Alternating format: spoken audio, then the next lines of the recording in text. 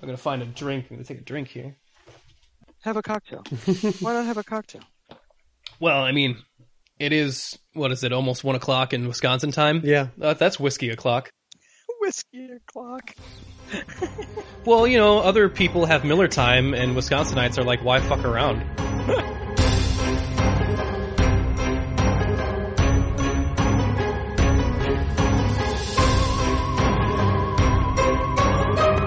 Hey, I'm Janet Varney. I play Evie Barrett, and you're listening to Pod Against Evil. And welcome to Pod Against Evil. Oh, goodness. It's that was a good evil. I like that one. It came from a true place. And who's coming at you from a true place? Why, it's me, Nick, the Merc with a mic, and my fellow co-host over here, Travis, the god of the pod himself, and of course, our man via Skype down there in Austin, drinking poisoned water currently. Les, say hi. Hi, Les. It's not poisoned. I boiled it for at least 2 minutes at a rolling boil. And then, as the instructions told me, I let it cool before drinking it. That's in the actual boil notice that City of Austin sent out to us, to let the boiling water cool before you drink it. I love that. We made the joke off mic that is the most hipster Austin problem ever. Man, I wish I could just drink rain, but there's just too much of it now. Now it's just all mainstream. This stuff, stupid water. Water everywhere, and not a drop to drink. Maybe you get some avocados in that. Maybe that'll absorb some of the nutrients. Some avocado water. That sounds like a hipster solution to this problem. I think so. I'm just imagining hipsters throwing cut avocados into a lake. I'm just saying some pencil mustaches and low cut, black t-shirts could really solve this problem if we really tried hard enough. Anyway, it's going way past first world problems. Now that we're past of the making fun of Austinite hipsters segment of the podcast, gotta have it. Thank you guys so much for listening to Pod Against Evil, where we break down Stand Against Evil one episode at a time. We are knee deep in season 3. This is very exciting for us. I am, of course, wearing one of my classic merch Stand Against Evil shirts. Don't crap an apple specifically. Travis is not, but he is orange for Halloween. You couldn't prove it wrong. You don't know what's underneath here. I know exactly what's underneath there. It is pasty and somewhat sticky. So I don't know where I was going with I don't know either. I'm very disturbed now. But yes, you too can own your own Stan merch if you go to shopagainstevil.com, and you can go in there and get some wonderful shirts like we have. And of course, I think there's some new stuff actually is going up pretty soon. I'd have to double check on that. I checked just yesterday. And but the cool stuff is still up there of some bear fights, the stuff dreams are made of shirts, and of course the Cursed Willard's Mill mugs that is somewhere around here. I don't know where it ended up, but it is some good merch to help support the show so that we can get a season 4 shovels up for season 4. If you'd like to follow us in the podcast and help us out, you can do so by subscribing to us on iTunes. It's a great free way to help us out, as well as giving us a 5-star review on iTunes and telling people what you love about Stan and what you love about our show in particular. And just, it helps us beat that algorithm on iTunes and Stitcher and wherever they let you give ratings. We do not care. We'll take it anywhere. Wherever those ratings are up, they are much appreciated. Also, if you'd like to follow us on any of our social media, it's at Pod Against Evil everywhere. That's Twitter, Pod Against Evil. Instagram, now we have an Instagram page for Pod Against Evil. And of course, our Facebook page, Pod Against Evil. And it's a fun time. Just hit us up with any of your Stan theories, questions, or just a favorite joke. We love the Stan talk, man. We're fellow Stan fans, and we'd love to hear from you.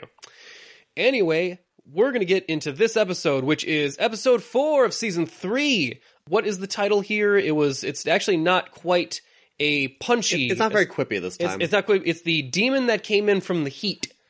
Well, it's a play on the Jean LaCroix, right? Spy who came in from the cold, right? Mm-hmm. It's good. I like it. It's just some of the I like the punnier, quippier ones, like Love of My Life. And we'll have one later called Nubbin But Trouble, which there's something about it, rolling off the tongue that I kind of just like. But anyway, the opening for this episode I would say might be the best opening It's pretty good. of any Stand Against Evil episode thus far. We get a recap Previously on Standing Against Evil. by I'm pretty sure it's Dana Gould doing the recap in a weird, like, 70s opening voice of, like, previously on Stand Against Evil. Yeah, like I know that Blue Falcon was referencing something else, but it reminds me of the cartoon of like Blue Falcon and Dynamite, like previously on, like way too excited. Or meanwhile at the Hall of Justice, like Meanwhile, at the Legion of Doom. yes, exactly. Yeah, I got like images of Kolchak or Starsky and Hutch from this, of just like this like very 70s opening. Like it feels like something that Quentin Tarantino stole from and in the past and then made his own, and since no one had watched it previously, he gets to take credit for it. I'm just kidding. That's very specific.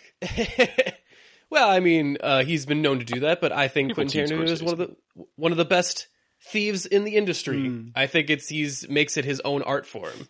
Well, I love this previously on because like only like what half of the things actually happen. Sure, it's got like Drinkwater playing with a paddle ball and shit. Well, Yawning feels like like 3 or 4 times. Yeah, it's almost got a sitcom like Three's Company opening. So I love that the previously on is boredom.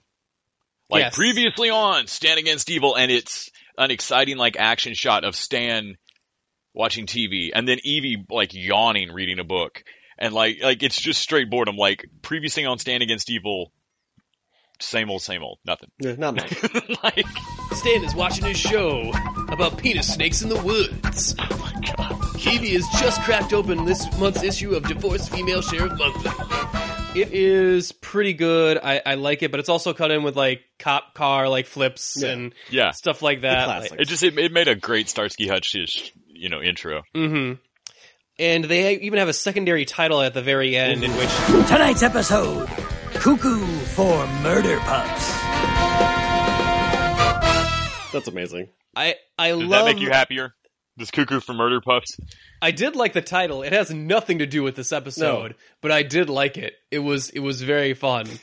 After that strange opening, we actually transitioned to another great opening scene of just this sign out in the middle of nowhere saying Hank Hurley's hamster yurt, which I can only assume is some sort of family attraction in which you play with hamsters. There is a little message on the bottom of this sign that says, ride 'em, fight 'em. Ride 'em and fight 'em. Well, Nick, if you didn't know, hamster fights are what dreams were made of. What is this place? What is this? It's a hamster yurt. So, in traditional storytelling, you go, Hamster oh, yurt. well, that's going to come back later. We're going to end up seeing that. Nope. Never comes back. Like, we are left with that as just a mystery. It will haunt him. I don't know why. I don't want to see the hamster yurt. I need to see the hamster yurt.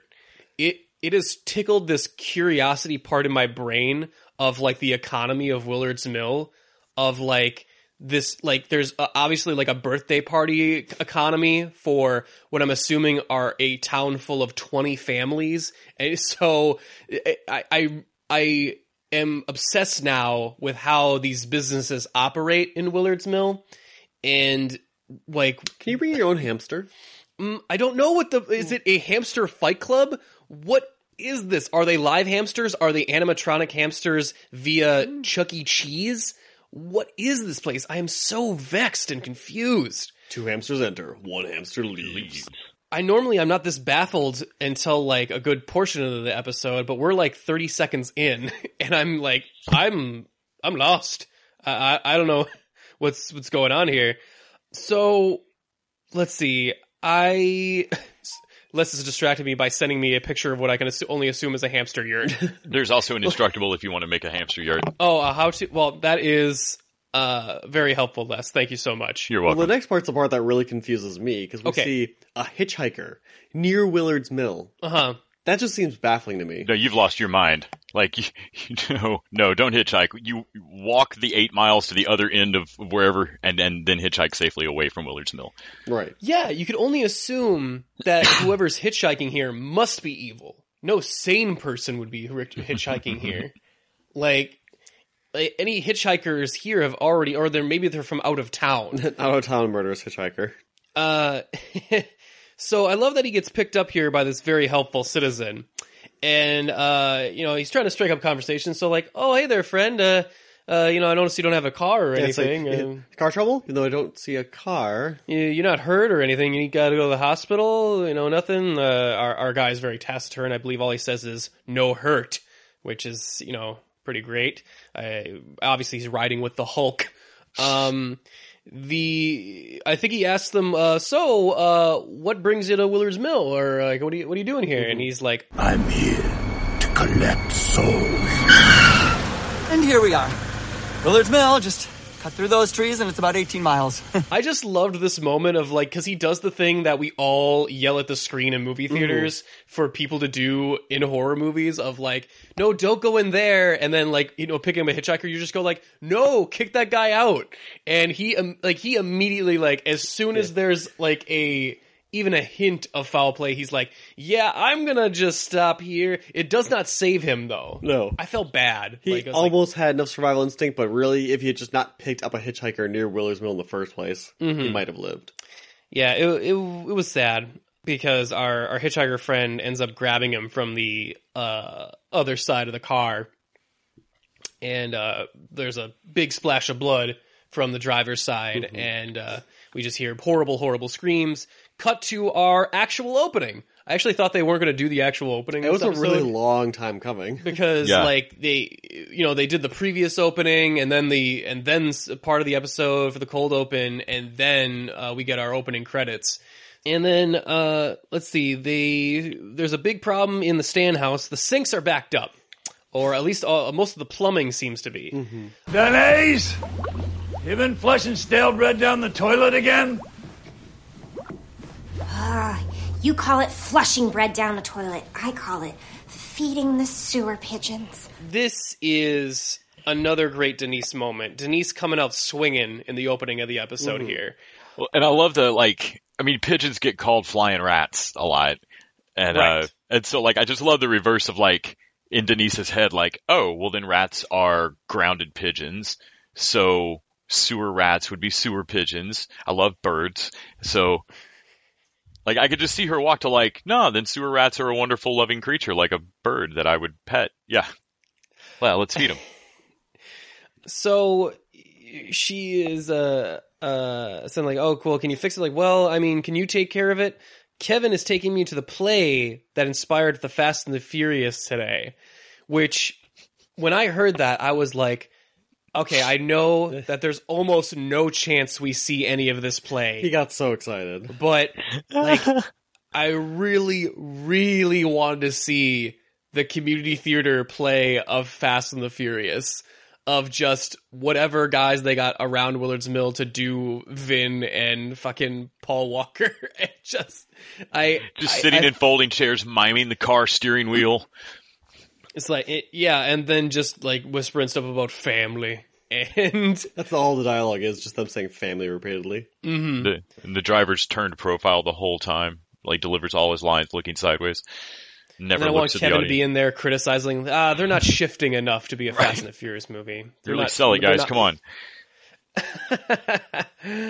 So, yeah, that is fantastic. Well, unfortunately, I don't think they get to see the play later either. No, because they get distracted.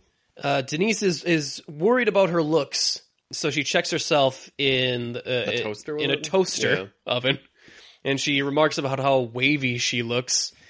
Stan, at this point, has given up, so he's like, just go out and have a good time. Or a bad time. Really, the main point here is just go out. Just get out. Go out. Go out. Go out. And he just seems to keep repeating it until she leaves. And then, of course, he's on the phone with the plumbing company and tells them that he's got a problem. I forget the exact line here, is that it sounds like my toilet took a fart or something. Yeah, something like that. And as soon as he hangs up with the plumbing service, who should show up but Scott Adist, which I don't know if I'm saying his last name right. What's it? Adsit. Adsit. Adsit. Okay, And that sounds... it smells like a fart vomited, I think is what it is. Or Or a fart vomited. or That's a what vomit it was. took a fart. Yeah. And once again, Stan answers the door when it knocks, and you just think he'd learn by now. Yeah. Well, I mean, I think it's that he just doesn't care. It's always going to be a shit show. Like, it's always a pack of jackasses. And yeah, it's our special guest for this episode, Scott Adsit. Scott Adsit. He, of course, from 30 Rock and some other stuff, a great comedian. You called for a plumber? I just hung up. Sorry for the great service, pal. It's great because it's someone else sassing Stan. I think that's just fantastic. Right. And I love, I just love how they sold it too, of just like, no, that's completely normal. We're a really good plumbing service. And then we cut back to Evie and Drinkwater at the scene of the crime. Mm-hmm. They are looking over the remains of our poor or not the hitchhiker, but our driver that picked up the hitchhiker. And he does not look great. He's all messed up, apparently. Like someone stuffed lasagna into a bag or something. 100 pounds lasagna into a suit. In a 3-piece suit. Yeah, and then Drinkwater comes up and is like, wow, that looks like beef stroganoff in a 3-piece suit. I said lasagna. Yeah. I said, like, yeah, and they have a great shared moment. It's a little bonding moment between them, and it's really creepy. This moment's really fun. It's just like, oh man, it was cool. Like, I like that we're on the same wavelength. Well, and pretty fun. Leon just got back from the deputies convention. Or DEPCON. DEPCON. Where he took second place, which of course is first place at the deputies convention. Right. Well, of course, naturally. Second place in a second command. That's what it is. So, I actually really like DEPCON. Like, that DEPCON is a great name for a con. Like, I don't know, like, what actual con you'd put on, but it's a really good name for a convention. I also like his new stick, his Smart Stick. Smart Stick. Yes, and they introduced Smart Stick here, which, again, Stand Against Evil throws out so much, like, wonderfully goofy stuff that doesn't need to get picked up on again that I really didn't know if they were laying something down with Smart Stick or if this was literally just going to be Drinkwater walking around with this ridiculously oversized nightstick on his belt. And at first, the thing that he's thrilled about is that it has an app on his phone that tells him where it is, and he pulls it up and it says Smart Stick location on hip. Mm-hmm. Like, it's useless. It's like your stick is right there. It's with you. But well, it also has a safety feature. Yes. That whoever grabs it will get electrocuted. Or him if he grabs it the wrong way. Love his immediate concession of that, of like, or me if I grab it the wrong way. Like, yeah, speaks like a man with experience in that. You know he's already done this. Yeah. He probably did this at the booth and still took the thing. Oh man, that is a good jolt. So I like that Drinkwater is on the same wavelength with Evie up until this moment, because his running theory is, what do you think we're looking at here? Suicide? Well, his head turned all the way around backwards, so Must have really hated himself. Yeah, just when you think Drinkwater's like, hey, you're doing pretty good. You went to a professional convention, you're talking about cop stuff, and like, nope, still Drinkwater. I mean, it's no walrus person theory, but it's up there. It's pretty Drinkwater-esque. So we cut back to Stan and our new plumber friend, who is trying to unplug the toilet. He asks Stan, like, hey, come take a look at this for a second. What do you got? A chud? What's a chud? Cannibalistic humanoid underground dweller. What are you, dense? A cannibalistic humanoid underground dweller. Yeah. It's like, I'm not much of a reader, which I'm not sure if there is a book, because this is based off of Please tell me there's not a novelization. There probably is. Novelization of Chud or Chud 2 or Further Adventures of Bud the Chud. Because I was thinking maybe it's the Chud, the movie, the 80s movie, took it from another source that I'm unaware of. But like, because I'm pretty sure this is referencing one of the 80s film CHUD acronym Chud, cannibalistic humanoid underground dwellers, which is just a great name for a story in general, I think. And after his great movie reference, Stan is attacked by the plumber. Oh no! After he turns into a devil, or like a devil demon, kind of like he's red, he's got horns, like he's got everything but the pitchfork. It does not go well for our new demon friend. Yeah, he's not very good. He has like no upper body strength. I was like, yeah, 0, and it's pretty pathetic, really. And Stan Stan's just holding him back like a. He's basically a demon form of Kenny, mm-hmm. and it's just kind of sad. And I love that. He's like, hi, my name's Bill. Bill the demon. That's gold. And is like, my heart's just not in this. I can't do this. I'm just gonna leave. And Stan's like, whoa, wait a minute. My toilet's still clogged. Yeah, fix my plumbing there. You know I'm not a plumber, right? Like, I just took this job to like try and kill you. Take your best crack at it. And it turns out hell never ends. it turns out Demon Bill is pretty good at it. Yeah, not bad. He's not bad at being a plumber. I love the look of, like, Scott Adsit is a great pick for this role. Like, I was so glad to see him because when he turns around with that look of glee of like, I'm really good at this. He's just so great. It's just the real joy he finds in this new skill that he's learned. Mm-hmm. So yes, we are going to cut to Denise and Kevin, but they are unfortunately not going to see the Fast and Furious play. Indeed, but before we do that, we're actually going to cut to our special guest for this week, the one and only Kevin himself, Dana Gould. And welcome back to Pod Against Evil, episode 304. I am so excited here to have on once again Dana Gould. Dana, say hi. Hi, everybody. Dana, I thought of this show in my kitchen. It's been the best thoughts happen. Dana, it feels like we just recorded with you. Yeah? It feels like there's no time has passed at all since last episode. Moments ago. Previously on, no, we got to do a Stan Chiron of like, kind of a couple minutes later, maybe, a microwave popcorn amount of time later. Well, have you seen 304, right? Oh, yes, I have. That's the one with the previously on, isn't it? Yes. Now, I did want, before we get into the scene I want to talk to you about, I wanted to ask you about this opening sequence. Zoom on the pig. I didn't even know if that was a shot that was from the previous season. I'm like, I don't think I remember that shot.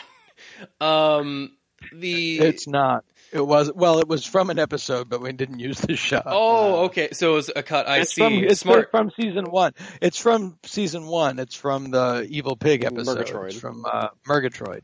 Gotcha. That's baby Murgatroyd. Well, I understand cutting it because, you only had a limited amount of time to shoot with a pig. I mean, you have pig money on a budget, but you don't have, like, pig money.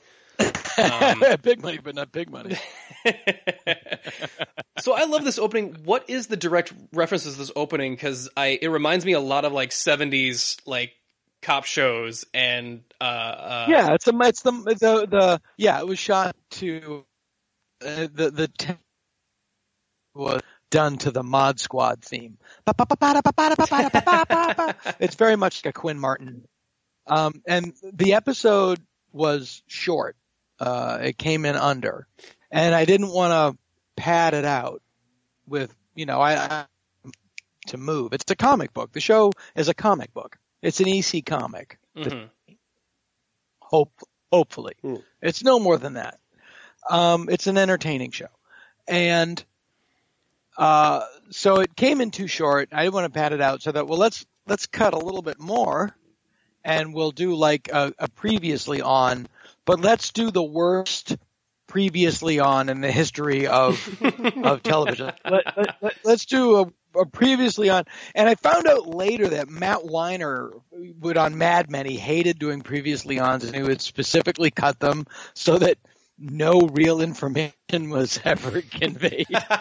Which if you watch them, if you go back and you watch them, you're like, oh yeah, this is all out of order. This is out of context. This is Don reacting to stuff that he's not reacting to in the episode. I can appreciate that level of petty. Yeah. So what I wanted to do was literally just like 90 seconds or a minute of just people staring into space, drinking coffee and staring into space, just really total inactivity. And then it's one of those things, it's a funny idea. It's a funny idea, but then you see it in reality and it was a funnier as an idea, funnier in theory than in practice. So then we went back and we got really creative and really silly. And I'll try to find this for you. You deal with Candace Martellaro, right? Yeah. My assistant Candace. Yeah. Okay, talk to her. She has this video. We were cutting it, and Rob said at the end of it, the pig should fart. And then the editor literally just like goes into a file and pulls up fart noises, and it's just like, and he's just like playing them all. So we're just sitting there, and it's just like, it's just this. Whatever file he went to, it was, it was the Glenn Gould of farts. And I literally just stood and put my face against the wall, and I just started punching the wall. I was laughing so hard. It looked like the end of the Blair Witch Project. Oh man, what a great day. Honey, what'd you do today? I listened to farts. Yeah, exactly. Files of farts. Yeah. My brother's a prison guard. What'd you do today? Well, we listened to farts. But yes, I wanted to talk about the upcoming scene with Kevin and Denise. Because where we left them off, they were on their date, but they have not arrived at the Yaphet Kotto Theater. To see what. And I'm very disappointed because I did want to see the Fast and the Furious play that the movies were based on. Because it's your favorite series of movies for no good reason. For every reason, Travis. No. For every reason. That joke came from an old tweet of mine, which is Mission Impossible Ghost Protocol based on the play? That scene is 100% not what I envisioned it as. Oh, really? And yeah, or wanted it to look like. I imagined it in my head. They're in the woods in New England and it's cold. I wanted it to be like, I just in my head when I saw it, it was like, if you ever saw like House of Dark Shadows or Night of Dark Shadows, those early 70s Dan Curtis movies, they're always shot in upstate New York. The leaves are bare, or like Last House on the Left, or like all those 70s drive-in movies. It's always, up north. It's cold. It's wet. The leaves are falling. Just that great skeletal look of a tree with no leaves against an overcast sky. The world the Tim Burton-y kind of look. The world is as dead as the characters are about to be. Yeah, and the trees look like just skeletal hands reaching up into the sky. I just envision this beautiful Gothic panoply. And we shot it was the temperature of the surface of the sun. It was just brutal, blazing, glaring hot. And I was in a wool coat. And literally, there's CGI in that shot to dry us because we were both glistening like hams out of the can because it was so hot and sweaty and glary. And I guess it works, but it's one of those things like you'll never know what it was that I wanted it to be like.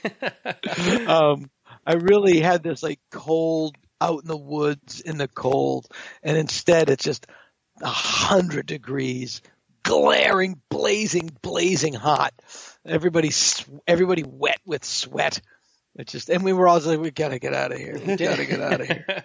That doesn't sound like canoodling weather. No. Which is what. No, it wasn't. Which is what Denise wants to do in the scene, which I find very funny. She uses that verbiage.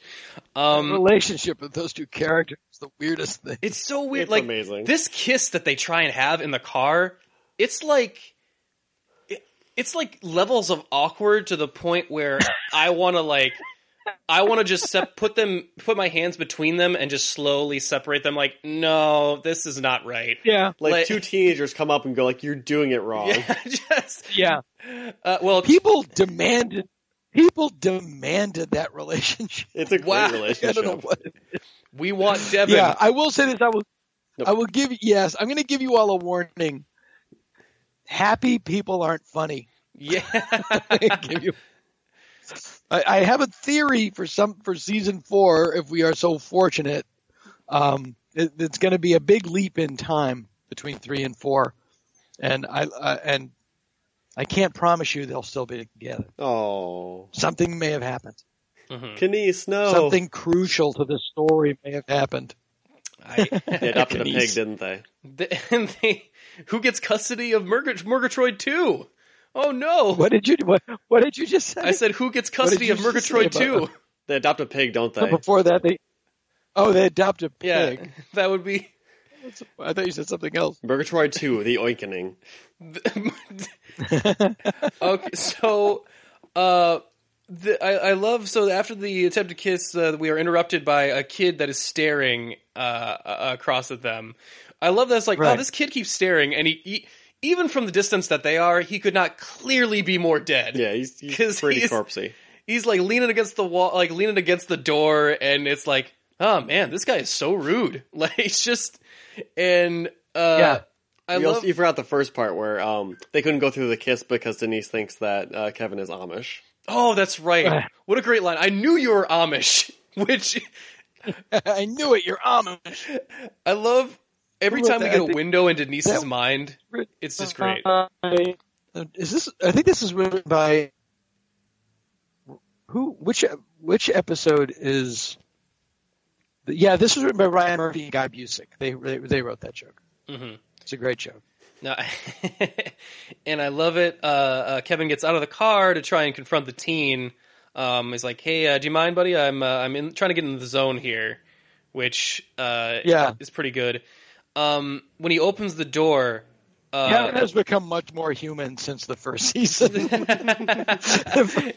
the first season, Kevin was basically a shaved ape, and he's becoming a lot more human. Well, I love that he has a whole backstory that we never get to hear. Like, we always get to hear it started, and then no one cares. It's all true. I know his entire life. Yeah.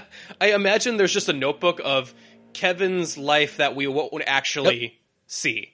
So yeah, I wanted to ask you about this pratfall here, or this stunt fall, because that guy was found by our Bob Fisher, our stunt dude, and it's horrifying what he does. It's such I've never seen a fall like this. Like, we really were like, is that a real person in there? We had to play it back. We're like, that's a real guy. Like, because yeah, and the way he falls is like, whoa!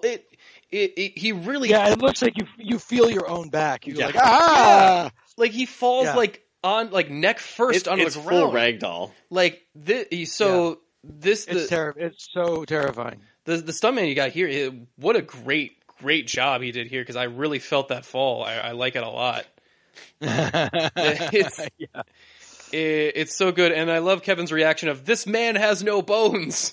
And this guy has he's no dating bones. a dead woman.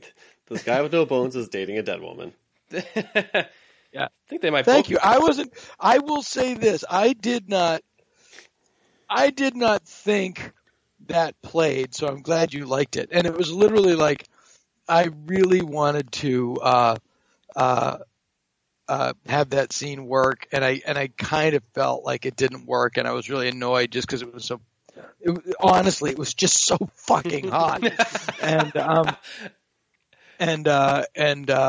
glad you liked it. I'm glad it worked. No, I think you brought the demon in from the heat on that one for sure. Hey, there you go. Yeah, I can't underscore. I like the scene because I really like how between Kevin and Denise, they get the competence of maybe half a person, a 12-year-old or something, like, because exactly. When they work together, they eventually figure out it's a dead body and that they should call the cops. Like, way longer than any normal person, but it's like they match each other in that way, and I love it. Yeah, so I really do love this scene, and then the one later where Kevin gets the blanket and he won't give it up. And now, now I just imagine he has like a collection of police blankets he gets every time he's attacked by a demon, which is frequent. Have you seen episode 6 yet? I have, yeah. If you look in his living room under the television, there's a pile of neatly folded police blankets. Oh, I'm gonna go back and watch it now. That's great. Yep. little Easter egg for you. Well, I love this at the end of this scene too, because Kevin's immediate reaction is, "Well, I better get digging." I love that. That's his reaction, and later he's thinking about like how awkward it is. I'm going to have to meet those guys again when I bury them. I think she says it. He goes, "You think it'll be weird?" And she goes, "They seem nice." Yes. Yeah, no, they seem nice. No, I think it'll be fine. It'll be fine again. Because they might still think it's a guy with no bones. I'm not sure. Their theory of the dead people dating each other, it seems to be hard fought. Like they're not willing to give it up very easily. No. Yeah, I think that they quietly think he's an idiot. Okay, it's fine. Yeah, whatever. I mean, it wouldn't be the first time Leon's had a weird theory either, though. Yeah, they're really contemptuous of his dismissal of their theory. So yeah, before we wrap this up, I wanted to ask you one more time about one disappointment I have from this episode. In that you are a cruel man, Dana. Really, the fact that you show us the sign for Hank Hurley's hamster yurt.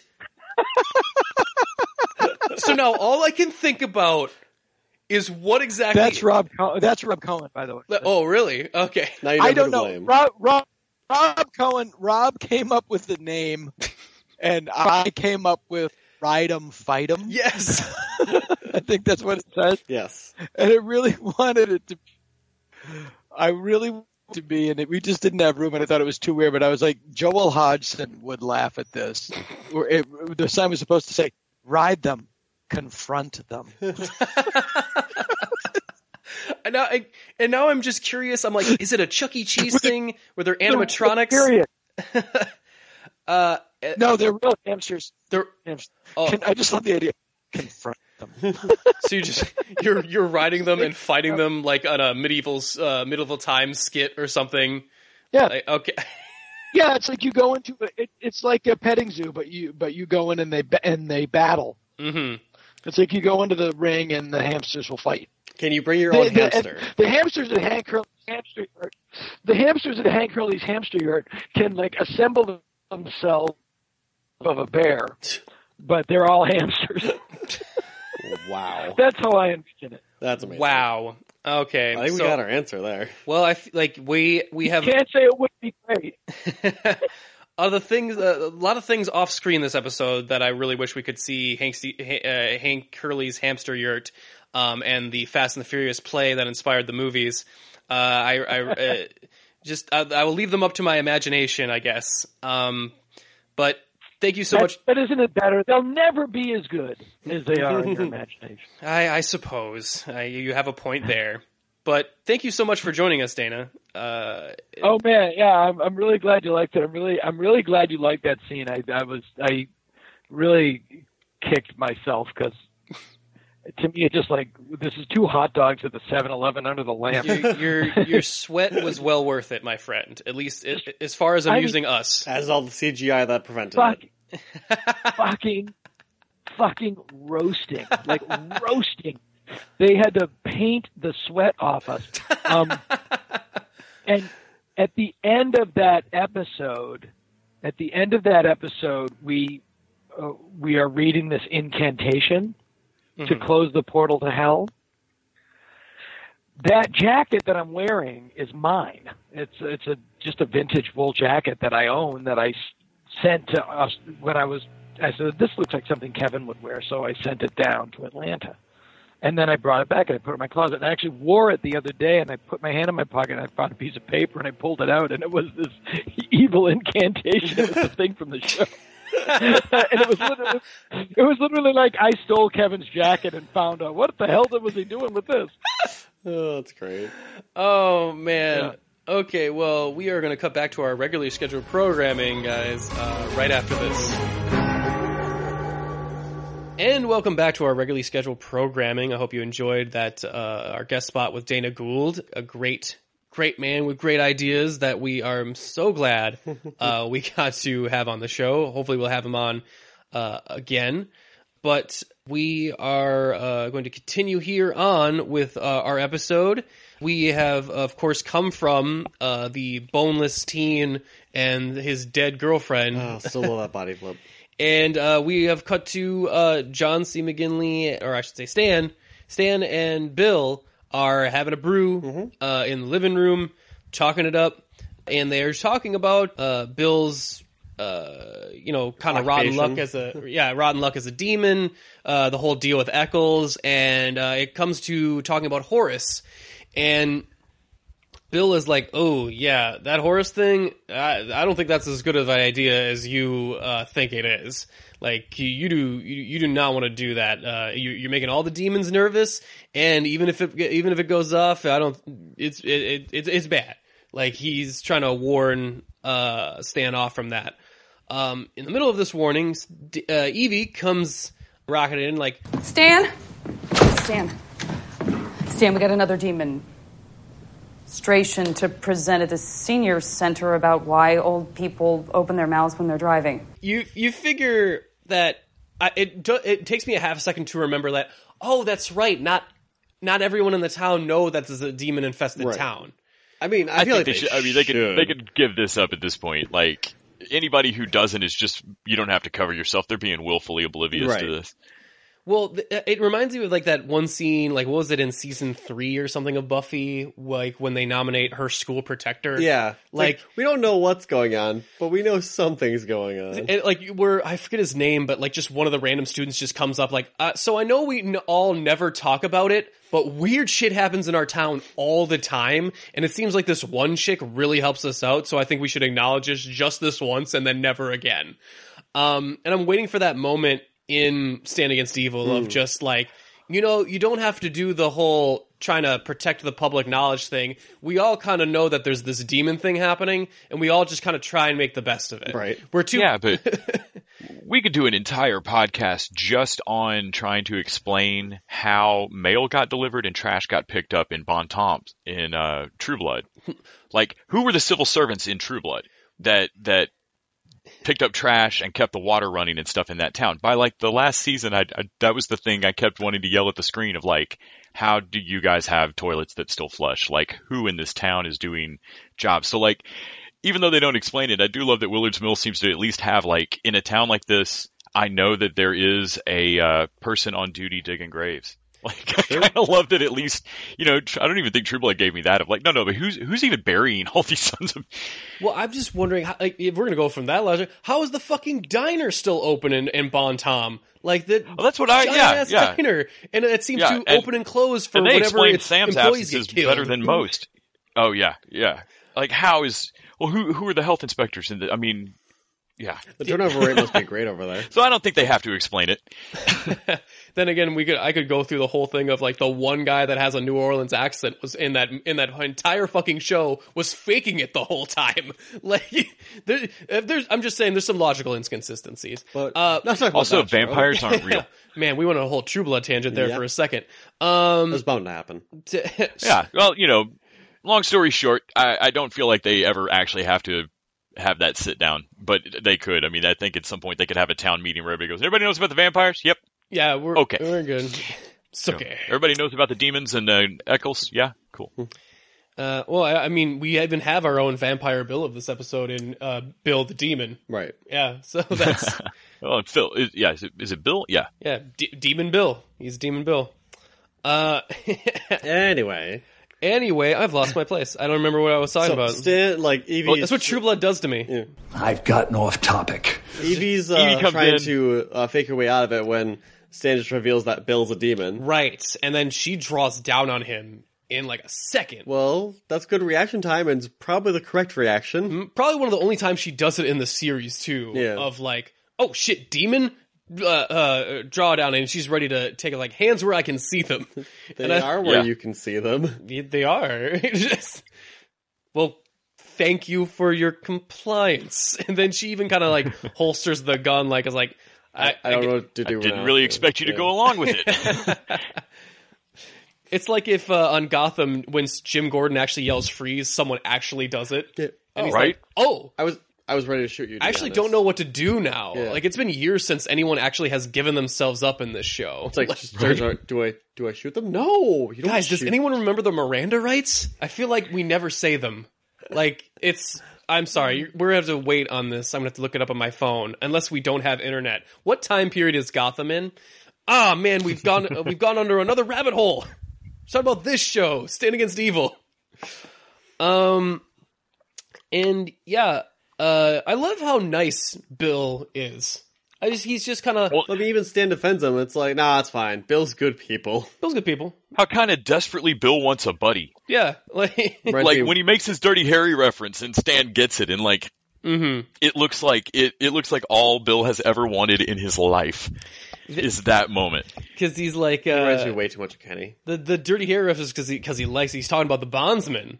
Who is the bondsman? Because if obviously he's not going to manage to kill Stan and Evie, and so the bondsman's going to come get him, and it's like Eccles' backup plan. And I kind of wondered about this initially because, like, if Eccles has the bondsman, why not sick the bondsman on Stan and Evie? But whatever, yeah, I wonder if it's a lottery. Because actually, I thought in this one, like, it was like, Eccles sent 2 demons after them. Like, one is Bill, and he ends up being not a huge threat. But in the beginning of this episode, before it reveals later, I was like, oh shit, this might be one of the first times Eccles has ever sent 2 demons at once. Well, we saw the X-Files parody one, right? I guess they were also they were like a husband-wife duo.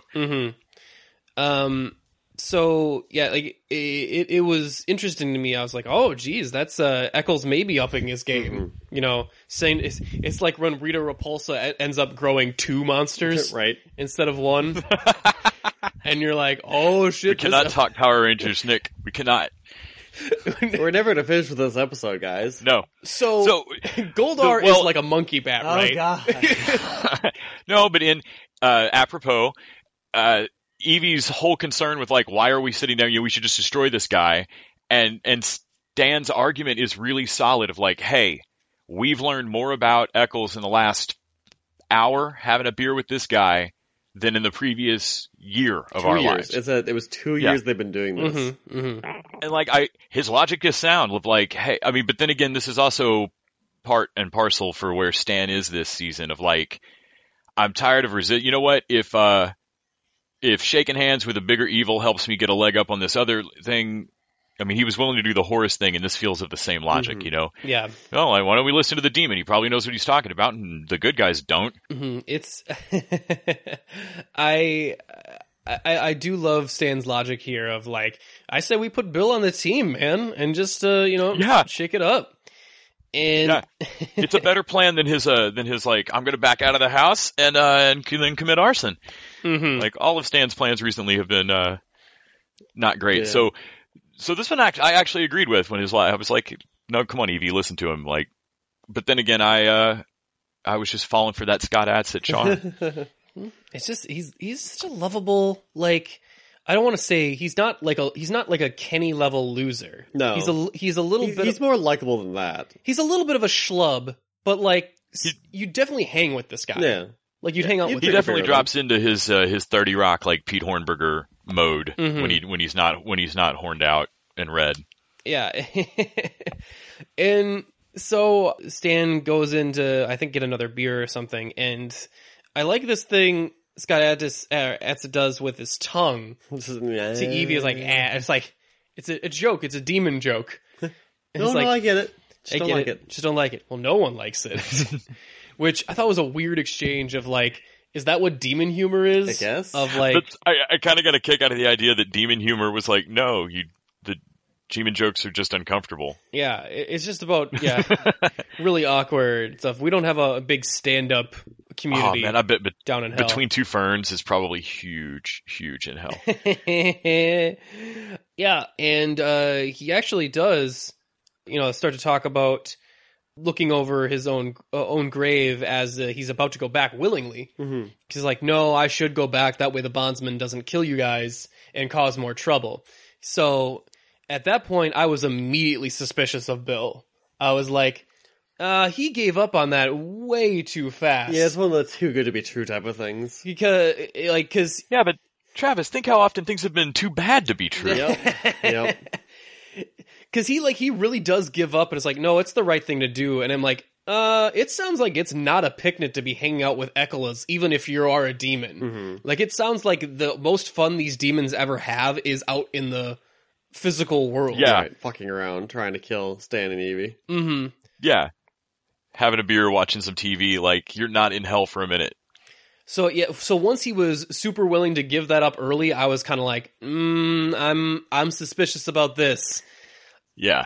And we cut to him standing over his own grave, mm-hmm. which he remarked was, man, this is weird. And then I love the other two of like, yeah, we know. Yeah, we've been through some stuff. Yeah, I stand over my own grave, stand over her grave, stand over my wife's grave, and then plucked out eyes from said grave. It's pretty grave centric this last couple years. Yeah. So this is where he's revealed that everyone in the graveyard, we've had this reveal before that like everyone in the graveyard are the witches that ended up being burned by Eccles. And he makes the remark of like, it's too bad you can't like reverse the portal here and just set all these souls free at once. Which is like, oh wait, we can do that? Oh sure, yeah. I mean, I don't know how, but like, it's definitely like something you could do. He mentions that this portal is like it's a door on this graveyard. Like that's like the big reveal is just like this is where the demons and souls like transfer. This is where they come from. This is the two-way street. Mm-hmm. So they are now, after hearing that, they are on the hunt for a reversal spell, but not before Bill tells them about his backstory of the winter before he got turned into a demon. I lost my wife the winter before I died. The snows came. We had no food or firewood. That's when the bear got her. I killed it, skinned it, used its fur for warmth, and ate like a king for the rest of the winter. Thank God for that bear. Which I find to be quite hilarious. Bear eats your wife, you eat the bear. It's, circle of life. So yeah, they're on the hunt for Claire's room. They head back to try and look for the reversal spell. Meanwhile, Leon is talking with Kevin and Denise and giving them blankets and hot cocoa to help the shock from finding the dead teenagers in the other car. Which Kevin refuses to let go of. I like that of just like, can I keep the blanket? You have like 5 of them now, which just reminds me of like, oh yeah, Kevin keeps getting fucked up by demons, and they keep having to come and like rescue him and like check up on him. And he gives this great little like, fine, keep it. Yes! Like, just the little victories with Kevin is great. I even like Drinkwater here, or where he's like, I just don't see how it's possible for 2 dead people to date. So I thought he was actually going to run with a theory for a little while, and we were going to watch him investigate this. But no, we are in for some other shenanigans as the bondsman attacks Sheriff Drinkwater as Kevin and Denise have left. And this whole scene is just a ridiculous, like, Three Stooges level of like, it's this great beat 'em up montage. Yeah, of just like, just this great physical comedy of like him getting flung all over the place. But what really sells me on this beating are the sounds Drinkwater makes. Yeah, like every time he gets thrown, he goes wee.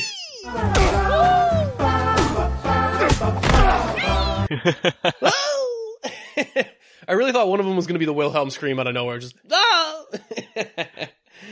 and. Yeah, I gotta say that this goes on for like a solid 2 minutes of just him being beat up by the bondsman. For a 22... Just with like zany, almost yakety yaks, like Benny Hill almost screwball. Yeah, it's just great. And for a show that's 22 minutes, spending a solid 2 minutes on one beating is a pretty big choice. Mm-hmm. I mean, it's no 6-minute, they live fist fight or something, but like whatever how long that thing is, but it's still, it's a good amount of drink water whooping until he is saved by the smart stick. His smart stick. And the smart stick does not recognize the bondsman as a user, so it electrocutes him, and he runs away clutching his arm like, oh no. And of course Drinkwater's like, aha, you better run. And in victory picks up his smart stick. And does not recognize him either. Mm-hmm, and he of course electrocutes himself. Which is pretty typical. Yeah. He, I think we then cut to where he actually calls Evie after that. Like Evie is on the phone, like, oh, okay, well we got it. We'll just stay there and we'll cover it. So in Claire's room, Bill finds the spell in order to reverse the thing, and I forget what the exact line he reads here is, but it reads something like, oh, to reverse the channel so those that are free will be imprisoned, and those that will be imprisoned will be freed. Mm-hmm. And he's like, dude, that's it. That's the way we'll send the bondsman back, and then I get to stay. And I kind of went like, no, that's not what you said. Well, and then when Evie asked for clarification, this is when I really started to suspect that he was going to betray them. Was she asked for clarification of like, so it's going to free all the other traps? Sure, that's what it said. Like, I'm just reading what it says. I don't know. Right. So even if it would have worked the way he thinks it would actually trap him and the bondsman. Right. And then the souls that were imprisoned would then be freed. Like unless he's referencing the fact that the bondsman is already free, and it's just like he's not actually under Eccles' control, but is working for him. Mm-hmm.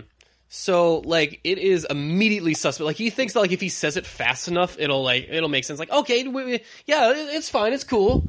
Yeah, but definitely don't read the small print or anything. But That's this is where that whole line of, it seems so too good to be true comes in, where Sam refuses, comes over like, I think of all stuff that was too bad to be true. And, we get another moment from John C. McGinley here where it's just like, I'm done. I just want this to be over. And if this is a way we can do it, then I think it's worth the risk. Yeah. And like they're just gonna blow the lore up, like just knock it all down. No, I want to game change it. I like that he's Stan's all about making big moves this season. Of like, no, I tried to get my wife back. It kind of worked. It was kind of more tragic. I'm done.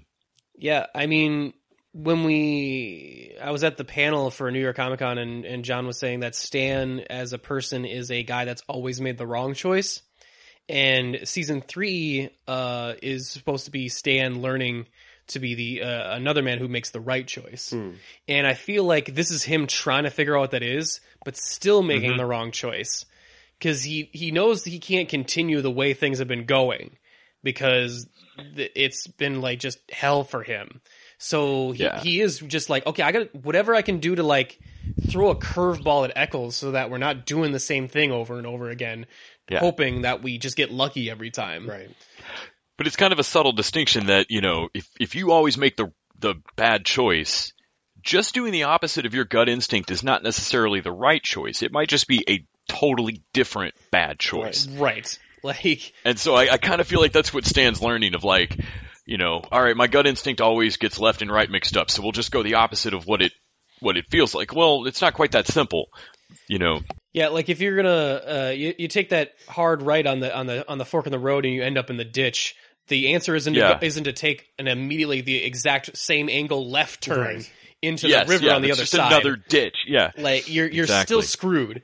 So I love. And I'm wondering if like is he going to tear it all down across? I have not watched ahead past what we're reviewing, so I don't know if he's going to inadvertently tear it all down across the season. Well, that's what Horace or learn. Like that's his goal with Horace is to like change up the game and tear this shit down and end Eccles once and for all, and then kind of no matter what, and then kind of deal with the consequences after that. Because in Stan's mind, nothing is worse than Eccles and his personal grudge against the sheriffs.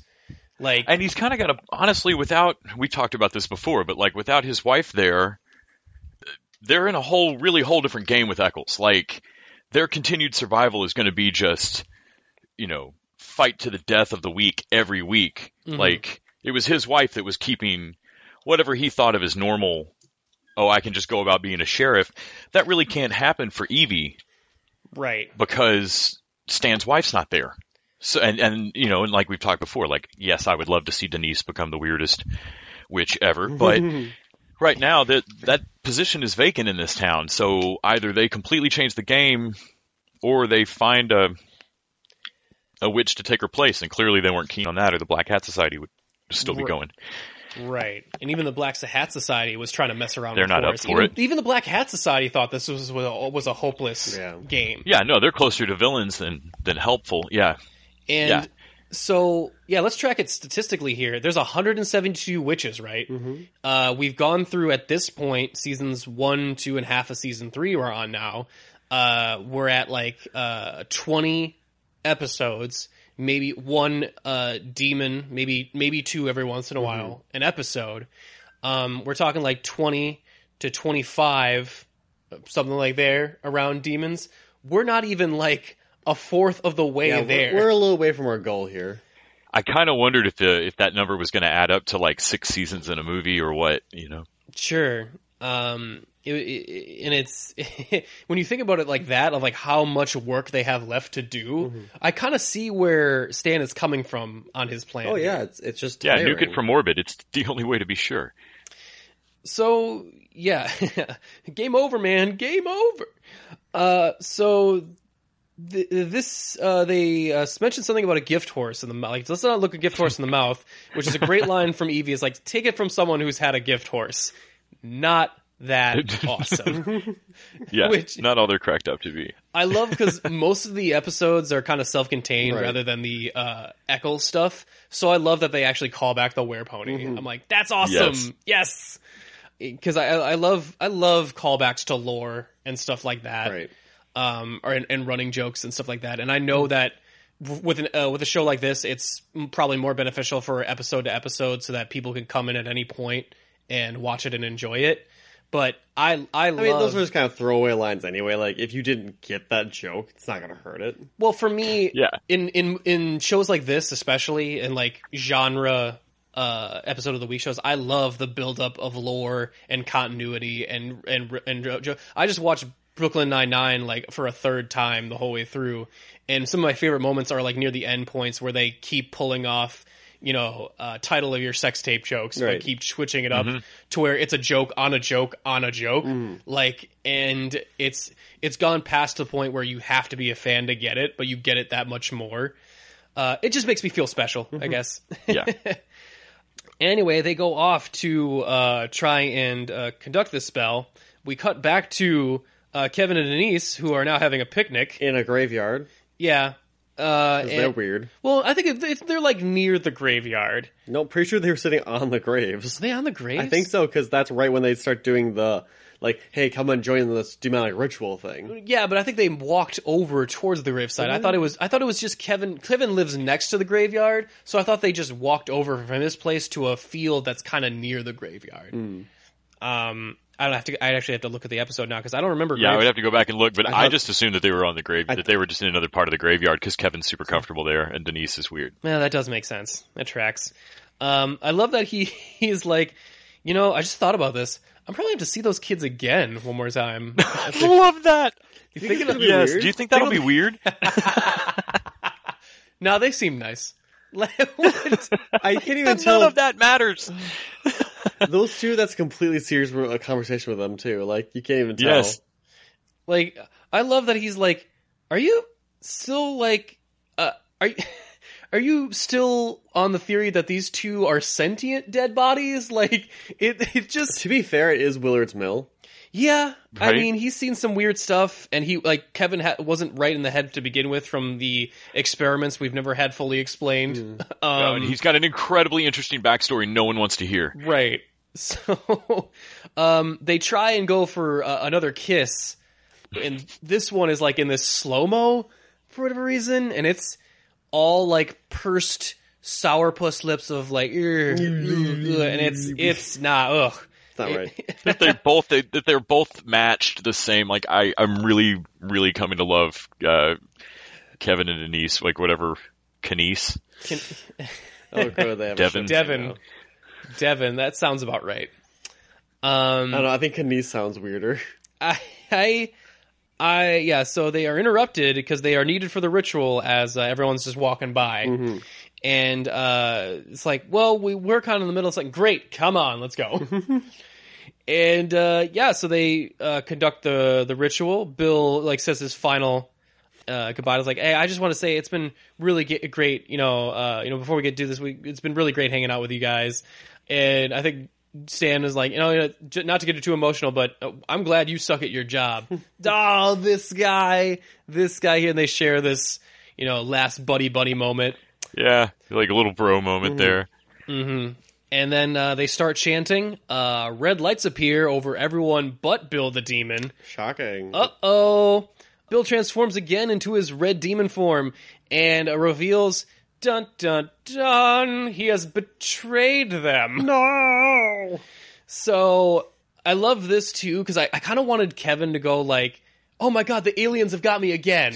Because they have they're all suspended in these pillar of lights, and it made me think of a UFO. And I just thought it'd be really funny if Kevin just had a flashback of no, not the anal probes. Some PTSD going on. Right. And it turns out that they have really messed up. The free ones that are going to be imprisoned are them. Duh. And they have condemned themselves to hell. Bill feels bad about it, except he doesn't. He feels bad that he doesn't feel bad about it. Right. Is that a thing? I think I'm that. Yeah. Which reminds me of Dexter, where he's like, I feel bad that I don't feel anything, which is maybe kind of a feeling. Is that a thing? I think I feel that. Yeah, I think I'm that. And he reveals that no, I love this line before Evie too. Is like, oh, so you really fucked this one up, Stan. Trusted in a demon. Glad we listened to you on this one. I love Stan's like, oh, kick a guy on his way to hell. That's real classy. And turns out the bondsman was completely made up. Yep. Yeah. No such thing. And he's like, wait, then who's been killing people? And Bill's like, just some nut. I don't know. It was really convenient too. It really sold me on the lie. It really accelerated my plans. Yeah. Unfortunately, it does not work out for Bill in the end because said nutcase has snuck up behind him and rips his head off. Yep. As soon as the camera drifts into the right position, I it was like, oh well, yeah, you're about to get, as soon as your head is in the right spot in this frame, you're gonna die. Yep. Yeah, he's screwed. And everyone else is free now that Bill is dead, and I assume that it's kind of like a spell where the caster is connected to that was the feeling I got. Yeah. Yeah. Because he was raising his hands like, all right, now I gotta finish this, so I assume he had to say one last thing. Right. Yeah. He stopped to gloat and it bit him in the ass. James Bond villain style. And then, of course, it's like, oh, you saved us. Thank you. Like, oh, I didn't know that. What was going on here? Who are you? I'm the collector of souls. No, who really are you? Oh, I'm what is he? Billy Ray Titmeyer or something like that? Tedmeyer. Something like that, yeah. I'm Billy Ray Tedmeyer. I'm an escaped lunatic from a mental hospital. And he's like, well, that guy was about to send us to hell. It's like, oh, well, that's nice.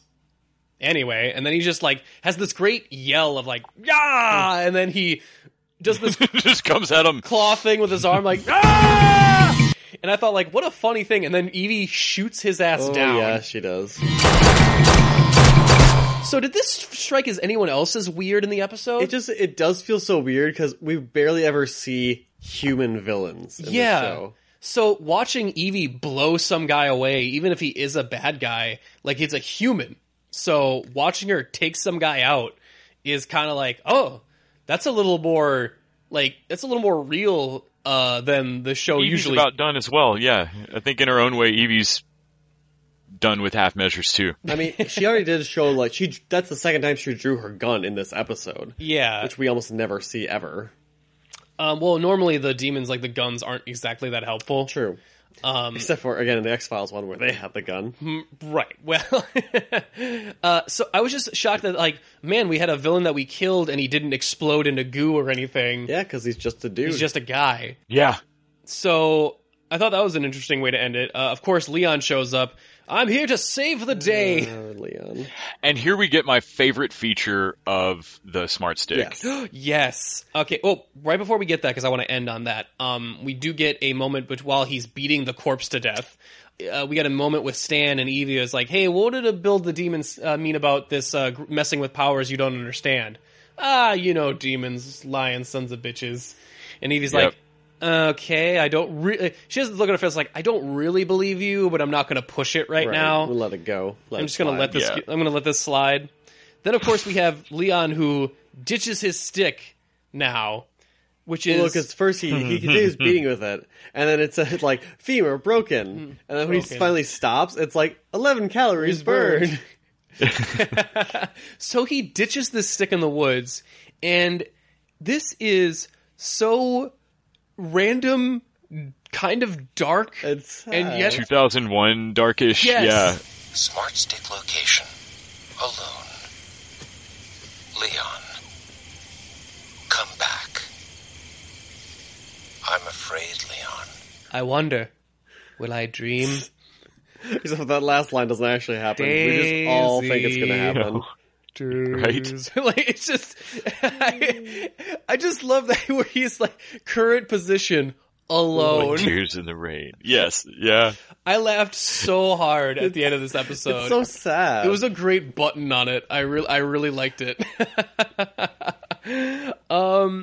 But yeah, that was 304, guys. Does Leon win MVP just for abandoning a sentient stick in the woods? He actually, you know what? He didn't have MVP this episode because I thought it was going to be the collector of souls because he's just a random killer that doesn't seem to have any remorsefulness. But then Leon leaves the stick as it pleads with him to not leave him alone in the universe. And I'm kind of like, damn, that is so dark and messed up.